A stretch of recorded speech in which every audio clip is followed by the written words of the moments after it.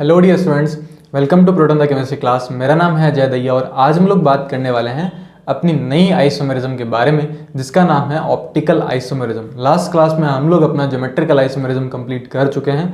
I hope आप लोग उस सीरीज़ को कम्प्लीटली देख रहे होंगे और आप लोगों ने लास्ट लेक्चर ज्योमेट्रिकल आइसोमेरिज्म का ज़रूर देखा होगा। अगर नहीं देखा है तो पूरा स्ट्रक्चरल से लेकर के ज्योमेट्रिकल तक का सारा लेक्चर अपलोड है, आप लोग जा करके चेकआउट कर सकते हो और बहुत ही इंपॉर्टेंट आपके लिए रहेगा वो, ठीक है, अगर आप उसको कंटिन्यू देख रहे हैं। आज के इस लेक्चर के अंदर हम लोग डिस्कस करने वाले हैं ऑप्टिकल आइसोमेरिज्म। ऑप्टिकल आइसोमेरिज्म बहुत ही इंपॉर्टेंट आइसोमेरिज्म होती है। ज्योमेट्रिकल में तो क्या होता है कि इतने ज़्यादा हमसे क्वेश्चंस अच्छे से बनते नहीं हैं, या फिर हम लोग ये बोल सकते हैं कि जो ज्योमेट्रिकल आइसोमेरिज्म होती है वहाँ इतने ज़्यादा कॉन्सेप्ट यूज़ नहीं होते हैं। बहुत ही छोटे से या बोल सकते हो बहुत ही सिंपल सी आइसोमेरिज्म होती है, जिसमें आपको कुछ एक केस याद रखने होते हैं जिससे आराम से हो जाता है। यहाँ पे क्या होता है कि आपको बहुत सारी सिमेट्री भी चेक करनी होती है, आपको कायरल सेंटर भी फाइंड आउट करने होते हैं, एनेंशियोमेरिज्म भी आ जाती है। तो बहुत सारी चीज़ें जो है वो ऑप्टिकल में इंक्लूड होती है। तो ऑप्टिकल बहुत सारे स्टूडेंट्स को ऐसा लगता है कि ऑप्टिकल एक बहुत ज़्यादा डिफिकल्ट पोर्शन है आइसोमेरिज्म का, बट ऐसा बिल्कुल भी नहीं है। ऑप्टिकल आइसोमेरिज्म बहुत ही इंपॉर्टेंट आइसोमेरिज्म है जो कि रिएक्शन मैकेनिज्म में बहुत ज़्यादा यूज़ आती है। क्योंकि अगर आपको ये नहीं पता चलेगा कि जब रिएक्शन हो रही होती है, कोई भी मॉलिक्यूल जब प्रोडक्ट में कन्वर्ट होता है यानी रिएक्टेंट प्रोडक्ट में कन्वर्ट होता है, तो उसके बीच में कुछ स्टेजेस आती है जिसके अंदर इंटरमीडिएट्स आते हैं, जिसमें हम लोग ट्रांजिशन स्टेट्स पढ़ते हैं, ये सब चीज़ें पढ़ते हैं। अब इन सब चीज़ों की अगर ऑप्टिकल एक्टिविटी को आपसे पूछ लिया जाए या फिर आपको पूरा रिएक्शन मैकेनिज्म बहुत अच्छे से समझना है, तो आपको स्टीरियोकेमिस्ट्री का ये जो लास्ट वाला सेगमेंट है ये समझ में आना चाहिए, ठीक है। तो रिजियो सेलेक्टिविटी जो टॉपिक होता है रिएक्शन मैकेनिज्म में, वो ध्यान रखना बहुत ही इंपॉर्टेंट टॉपिक होता है। और मैं आपको बताऊं कि 11th-12th के स्टूडेंट्स को ये सब चीज़ें कई बार बताई भी नहीं जाती कि स्टीरियो सेलेक्टिविटी, जो रिजियो सेलेक्टिविटी, ये सब चीज़ें होती है, ये क्या होती है, कौन कौन सी रिएक्शन में होती है, कौन सी रिएक्शन में नहीं होती है। कई बार हमसे अगर अच्छा क्वेश्चन पूछना तो उस रिएक्शन में इन्वॉल्व होने वाले ट्रांजिशन स्टेट, इंटरमीडिएट, इन सब की ऑप्टिकल एक्टिविटी के बारे में पूछ लिया जाता है। तो उसके लिए आपको क्लियर बहुत अच्छे तरीके से ऑप्टिकल आइसोमेरिज्म का नॉलेज होना चाहिए। आपको ये अच्छे से आना चाहिए कि ऑप्टिकल आइसोमेरिज्म क्या होती है, किस तरीके से हम किसी भी कंपाउंड को ऑप्टिकली एक्टिव या फिर इनएक्टिव कंसिडर करते हैं। क्लियर है? तो उसके कुछ रूल्स हैं, है ना। तो जो भी हम लोग आइसोमेरिज्म पढ़ते हैं, आप लोग अगर कंटिन्यू फॉलो करते आ रहे हैं तो आपको पता होगा कि जो भी हम आइसोमेरिज्म स्टार्ट करते हैं तो उसका कुछ बेसिक पोर्शन होता है जिसको हम लोग पहले डिस्कस करते हैं, फिर धीरे धीरे हम लोग सब चीज़ों को डिस्कस करते हैं।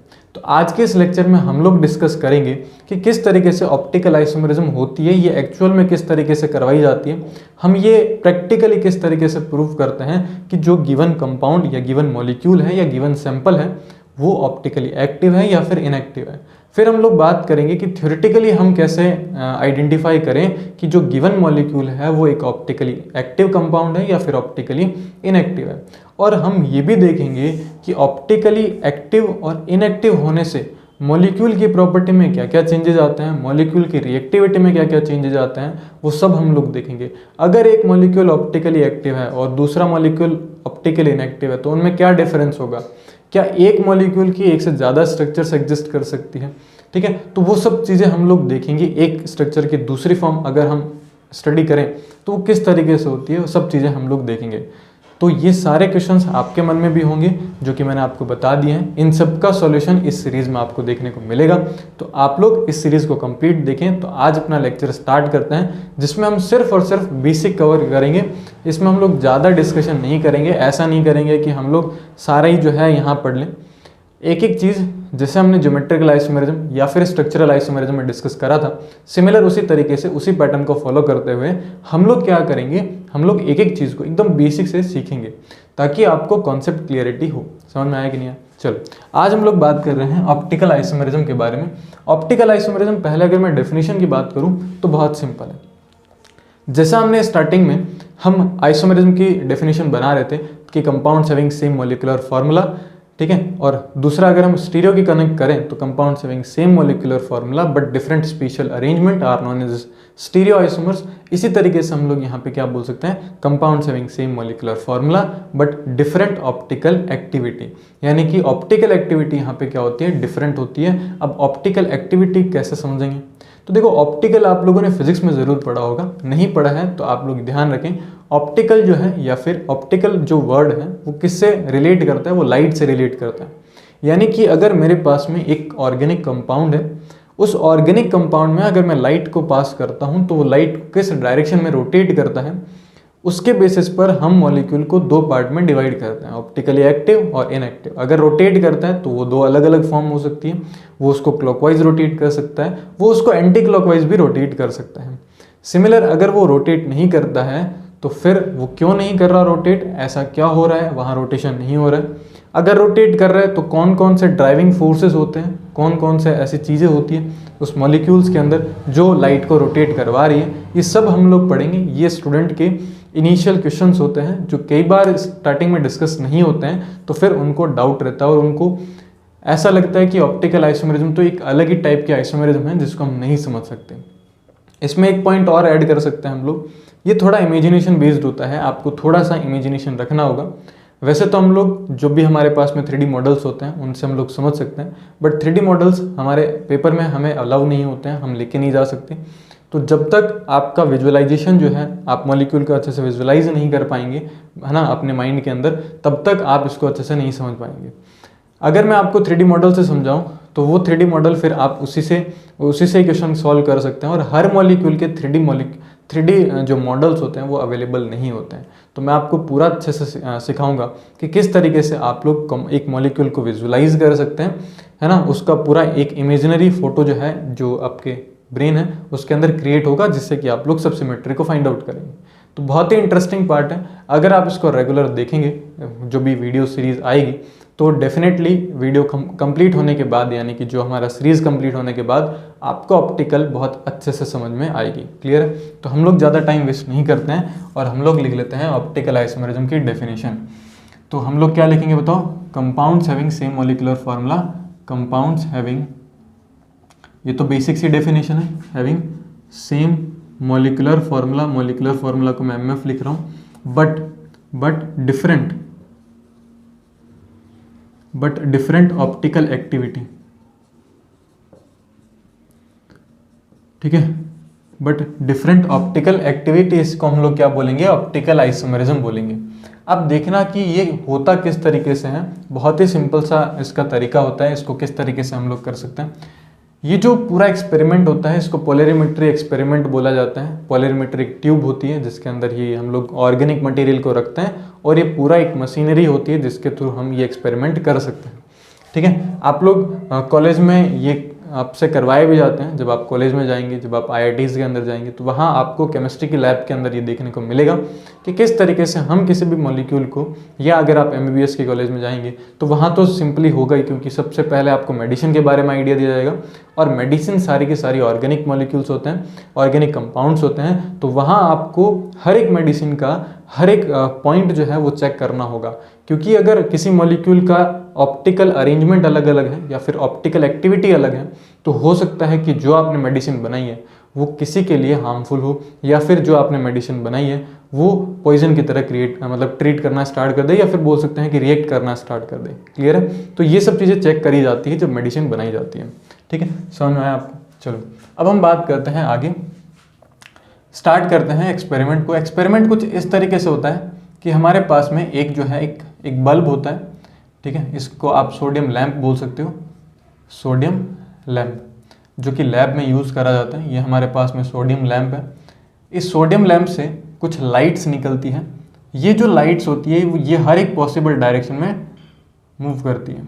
ठीक है, ये हर एक पॉसिबल डायरेक्शन में आपको देखने को मिलेगी कुछ इस तरीके से। इसको बोला जाता है नॉन पोलराइज्ड लाइट। क्या बोला जाता है इसको? नॉन पोलराइज्ड लाइट बोला जाता है। सही है। अब हम क्या करते हैं, इसको एक प्रिज्म में से पास आउट करते हैं। ये हमारे पास में एक प्रिज्म होता है, इसका डायग्राम अलग अलग बुक में अलग मिल सकता है, बट जनरल डायग्राम हम लोग ऐसा ही बनाते हैं, निकोल्स प्रिज्म। ये जो निकोल्स प्रिज्म है, इसमें से जब पास करते हैं तो निकोल्स प्रिज्म का काम ये होता है कि जो भी नॉन पोलराइज्ड लाइट है उसको एक ही प्लेन में पोलराइज कर देंगे। तो ये हमारे पास में एक लाइट जो है वो इस तरीके से, जो कि पहले हर एक पॉसिबल डायरेक्शन में मूव कर रही थी, अब ये सिर्फ और सिर्फ एक ही डायरेक्शन में मूव करेगी। ज़रूरी नहीं है कि हमेशा वर्टिकल ही हो, आप हॉरिजॉन्टल भी लिख सकते हैं इसको, लेकिन वो जो प्लेन होगा वो एक ही होगा। ऐसे नहीं होगा कि कुछ लाइंस तो है वो हॉरिजॉन्टल और कुछ लाइंस है वर्टिकल, है ना, वो नहीं होगा। तो इसको बोला जाता है प्लेन, एक ही प्लेन में है तो इसको बोलेंगे प्लेन पोलराइज्ड लाइट। क्या आपको बात क्लियर है? ये जो प्लेन पोलराइज्ड लाइट है, इसी को हम लोग क्या करते हैं, एक ट्यूब में से पास आउट करते हैं। ठीक है, ये हमारे पास में एक कांच की ट्यूब होती है, इसको हम लोग बोलते हैं पोलरिमेट्री ट्यूब। इस पोलरिमेट्री ट्यूब के अंदर हम लोग क्या करते हैं, यहाँ कुछ मटेरियल भर के रखते हैं, मटेरियल फिल करते हैं। ये जो मटेरियल होता है इसको बोलते हैं ऑर्गेनिक सब्सटेंस।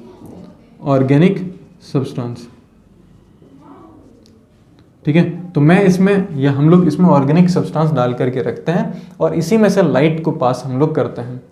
अगर यहाँ लाइट का रोटेशन होता है तो ये दो तरीके से होगा, या दो तरीके से हो सकता है। एक तो हो सकता है क्लॉकवाइज और एक हो सकता है एंटी क्लॉकवाइज। क्या हो सकता है, एक तो क्लॉकवाइज रोटेट कर सकती है लाइट और एक क्या कर सकती है, एंटी क्लॉकवाइज रोटेट कर सकती है। अगर क्लॉकवाइज रोटेशन हो रहा है तो इसको लिखा जाता है प्लस से, या फिर इसको लिखा जाता है डी से। अगर एंटी क्लॉकवाइज रोटेशन होता है तो इसको लिखा जाता है माइनस से, या फिर लिखा जाता है स्मॉल एल से। यहाँ एक पॉइंट आप लोग नोट करना कि यह जो डी और एल है ये स्मॉल हैं, आगे जा कर के हम कैपिटल पढ़ेंगे। बहुत सारे लोग तो इसमें ही कंफ्यूज हो जाते हैं कि कैपिटल डी और कैपिटल एल और स्मॉल डी और स्मॉल एल क्या दोनों अलग अलग होते हैं या सेम होते हैं। ये दोनों अलग अलग होते हैं, ठीक है, कैपिटल डी और कैपिटल एल। इसके बारे में हम डिस्कशन आगे करेंगे, ठीक है। ये जो होता है ये डेक्स्ट्रो रोटेटरी होता है, ये लिवो रोटेटरी होता है। क्या होता है, डेक्स्ट्रो रोटेटरी। और ये जो होता है वो क्या होता है, लिवो रोटेटरी। ठीक है, स्पेलिंग लिख लेना आप लोग, लिवो रोटेटरी। इस तरीके से आप लोग इसको लिख सकते हो। तो ये डी और ये कौन सा फॉर्म हो गया, एल फॉर्म हो गया। अब आपको ये समझना है कि ये मॉलिक्यूल लाइट को रोटेट किस तरीके से करता है। तो इस मॉलिक्यूल के लाइट का जो रोटेशन है इसी को चेक करने के लिए हम लोग क्या करते हैं, इसी में से एक पार्ट कंसीडर करते हैं। मान लो मैंने इतना छोटा सा पार्ट कंसीडर करा, तो इसमें दो केसेस बन सकते हैं। ये है हमारा एक ऑर्गेनिक मटेरियल या ऑर्गेनिक सब्सटेंस आप लोग कंसीडर कर सकते हो। इसको थोड़ा अलग बना लेते हैं। एक केस हम लोग यहाँ कंसीडर कर रहे हैं और दूसरा केस हम लोग कुछ यहाँ कंसीडर कर रहे हैं। देखो, दो पॉसिबिलिटी हो सकती है। अगर लाइट का रोटेशन हो रहा है और दूसरा पॉसिबिलिटी है लाइट का रोटेशन नहीं हो रहा। लाइट का रोटेशन होगा तो क्लॉकवाइज होगा कि एंटी क्लॉकवाइज होगा, वो हम लोग आगे चल के डिस्कशन करेंगे। अभी हमारा सिर्फ और सिर्फ फोकस इस पर है कि किस तरीके से लाइट रोटेट होती है और किस तरीके से लाइट रोटेट नहीं हो पाती है। क्लियर है, तो ये चीज़ हमें देखनी है। अब अगर मैं इसमें ध्यान से देखूं तो आप लोग देख सकते हो कि लाइट रोटेट कब होती है कब नहीं होती है। तो मैं यहाँ पे आपको एक मॉलिक्यूल का अरेंजमेंट बता रहा हूँ, कुछ इस तरीके से। ठीक है, ये जो आपने ऑर्गेनिक सब्सटेंस लिया है, इस ऑर्गेनिक सब्सटेंस को हम लोगों ने इस तरीके से, आप बोल सकते हो कि हम लोगों ने थोड़ा बड़ा करके यहाँ पे लिख लिया। और हमने जब इसको देखा तो हमें ऐसा लगा कि यहाँ पे एक सिस्टमेटिक अरेंजमेंट है और यहाँ पे जितने भी कॉन्स्टिट्यूएंट पार्टिकल्स हैं वो सारे इक्वल साइज और इक्वल शेप के हैं। ठीक है, यानी कि ये मॉलिक्यूल दिखने में आपको कैसा दिख रहा है, ये मॉलिक्यूल सिमेट्रिकल दिख रहा है। ठीक है, अगर आप दूसरी कंडीशन लें तो दूसरा हम लोगों ने देखा तो हमें ऐसा लगा कि हो सकता है कि इसके अंदर कुछ इस तरीके से अरेंजमेंट हो। अब अगर आप इसको देखेंगे तो इसमें रेगुलर अरेंजमेंट आपको नहीं दिखेगा, इर्रेगुलर अरेंजमेंट है। प्लस साथ में जो कॉन्स्टिट्यूएंट पार्टिकल हैं, ये कॉन्स्टिट्यूएंट पार्टिकल अलग अलग साइज और अलग अलग शेप के हैं। यानी कि हम इसको क्या बोल सकते हैं, इसको बोल सकते हैं ये एक अनसिमेट्रिकल मॉलिक्यूल है। कैसा, ये अनसिमेट्रिकल मॉलिक्यूल। यह है सिमेट्रिकल मॉलिक्यूल और ये कैसा है बताओ, अनसिमेट्रिकल। अब हम लोग क्या कर रहे हैं, इसमें जब हम लाइट को एंटर करेंगे, देखो मान लो कि मैंने लाइट को इस तरीके से एंटर करा। ठीक है, ध्यान रखना हर एक मॉलिक्यूल लाइट को रोटेट करेगा। ठीक है, लेकिन यहाँ पे क्या होता है कि जब काउंटर रोटेशन होता है तो वो एक दूसरे को क्या कर देते हैं, बैलेंस कर देते हैं। सपोज कि हमने लाइट को इसमें पास करा तो इस वाले मॉलिक्यूल ने लाइट को कुछ ऐसा जो है वो रोटेट कर दिया। ठीक है, इसने क्या कर दिया, लाइट को कुछ इस तरीके से रोटेट कर दिया। जब इसने लाइट को कुछ इस तरीके से रोटेट करा तो मान लो कि यहाँ से अगर आप इसमें भेजते हो तो इसने वापस क्या कर दिया, इसको इस तरीके से रोटेट कर दिया। ठीक है, सुनना ध्यान से। देखो लाइट उस पूरे के पूरे कंपाउंड के अंदर लाइट रोटेट जरूर होती है, लेकिन जो लाइट आपने एंटर करी, जो लाइट आपको वापस मिलेगी, वो दोनों सेम डायरेक्शन में आपको मिलेगी। ऐसा क्यों होता है? ऐसा इसलिए होता है क्योंकि जब यहाँ पे इंटरनल रोटेशन हो रहा होता है लाइट का, तो एक मॉलिक्यूल जब लाइट को जितने डिग्री पर रोटेट करता है वो दूसरा मॉलिक्यूल उसी को काउंटर रोटेट कर देता है उतने ही डिग्री पर। तो मान लो कि इसने इसको नीचे की तरफ किया तो इसने इसको वापस ऊपर कर दिया और ये इसको वापस इस तरीके से भेज देगा। यानी सिंपल सा कहने का मतलब ये है कि सिमेट्रिकल मॉलिक्यूल में जो नेट रोटेशन होता है, क्या होता है? नेट रोटेशन, वो क्या होता है? जीरो। यानी आपको कोई भी रोटेशन देखने को नहीं मिलेगा। एक्चुअल में अगर आप देखोगे तो इस मॉलिक्यूल में रोटेशन जरूर होता है, बट आपको ऑब्जर्वेशन यहाँ से देखनी होती है। तो ऑब्जर्वेशन आपको कहाँ से देखेगी? जब लाइट पूरी बाहर आ चुकी होगी, यानी कि आपको नेट रोटेशन चेक करना होता है। तो नेट रोटेशन यहाँ पे कितना आता है? जीरो आता है। जबकि अगर आप इसमें देखो तो बहुत ही सिंपल है, इस मॉलिक्यूल का साइज अलग है, इसका अलग है। तो ये लाइट को अगर ऐसे रोटेट कर रहा है तो यहाँ पे कोई रोटेशन नहीं हुआ और ये इस लाइट को कुछ इस तरीके से रोटेट कर देगा। क्लियर है? यानी कि जो डायरेक्शन पहले अंदर जाते टाइम थी, अब वो डायरेक्शन इसमें नहीं है, डायरेक्शन चेंज हो चुकी है। यानी आपको नेट रोटेशन क्या होगा? नेट रोटेशन कुछ ना कुछ मिलेगा और नेट रोटेशन क्या हो जाएगा? Non zero. और अगर नेट रोटेशन नॉन जीरो हो रहा है तो आप लोग यहाँ पे क्या बोलते हो कि कंपाउंड कैसा है? कंपाउंड ऑप्टिकली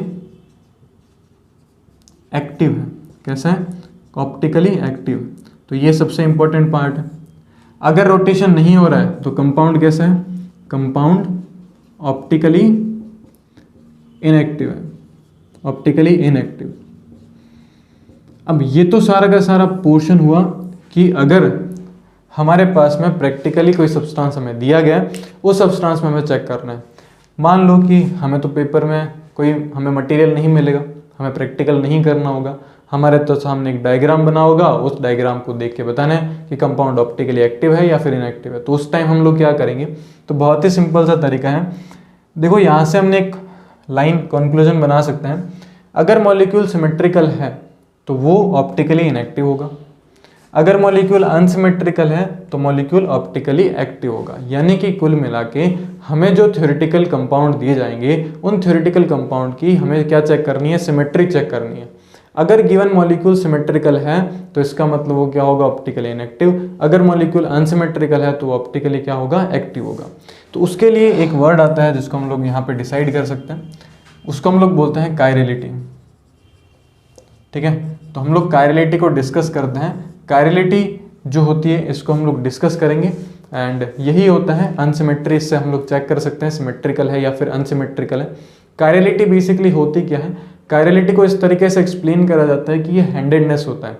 कायरलिटी का मीनिंग होता है हैंडेडनेस, यानी कि हाथ के समान। तो जो जैसे हमारा हाथ होता है जो कि अनसिमेट्रिकल होता है, जिसको आप किसी भी प्लेन से दो इक्वल हाफ पार्ट में कट नहीं कर सकते, उसी तरीके से हम लोग सीखेंगे कि कोई मॉलिक्यूल अगर कायरल मॉलिक्यूल है तो वो ऑप्टिकली कैसे एक्टिव हो सकता है या फिर इनएक्टिव होगा, उसके सारे केस हम लोग डिस्कस करेंगे। तो आज का ये जो लेक्चर था ये सिर्फ और सिर्फ एक बेसिक सा इंट्रोडक्शन था। नेक्स्ट लेक्चर में हम लोग डिस्कस कर रहे होंगे कायरलिटी के बारे में और कायरल सेंटर के बारे में। कायरलिटी और कायरल सेंटर पर लोगों को थोड़ा सा डाउट होता है। कुछ लोग ये बोलते हैं कि अगर किसी मॉलिक्यूल में कायरल सेंटर प्रेजेंट है तो वो हमेशा ऑप्टिकली एक्टिव होगा। ऐसा ज़रूरी नहीं होता है। मैं आपको कुछ ऐसे कंपाउंड्स बताऊंगा। तो कल यानी कि अगला जो लेक्चर आएगा हमारा, उस लेक्चर में हम लोग डिस्कस करेंगे कायरलिटी क्या होती है, कायरल सेंटर क्या होता है, और फिर हम लोग बात कर रहे होंगे कि सिमेट्री कैसे चेक करी जाती है, कितने सिमेट्री एलिमेंट्स होते हैं जिसको हमें चेक करना होता है, जिससे हम लोग ये आइडेंटिफाई कर सकें कि मॉलिक्यूल सिमेट्रिकल है या फिर अनसिमेट्रिकल। क्लियर है? तो ये रहेगा नेक्स्ट लेक्चर का टॉपिक। सो आई होप आपको यहाँ तक ये पूरा का पूरा एक्सपेरिमेंट समझ में आया होगा। पोलरिमेट्री एक्सपेरिमेंट इसको नाम दिया जाता है। एंड नेक्स्ट क्लास में हम डिस्कस करेंगे कायरलिटी के बारे में, जो कि इसी को आगे कंटिन्यू करेगी। और आप ज़रूर से नेक्स्ट वीडियो को ज़रूर देखें, यहाँ तक आप लोग कॉपी कर सकते हैं। ओके, सो आई होप ये वाला कॉन्सेप्ट आपको समझ में आया होगा। अभी हम इसको डिस्कस नहीं करेंगे क्योंकि बहुत लंबा चला जाएगा, फिर आपको अच्छे से समझ में भी नहीं आएगा। तो हम लोग कायरलिटी का टॉपिक अलग रखेंगे, जिसमें कायरलिटी कायरल सेंटर अलग डिस्कस करेंगे। क्लियर है? सो आई होप आपको ये वीडियो पसंद आया होगा। अगर वीडियो समझ में आया है तो प्लीज़ वीडियो को लाइक करें, चैनल को सब्सक्राइब करें। मिलते हैं नेक्स्ट क्लास के अंदर, तब तक के लिए गुड बाय।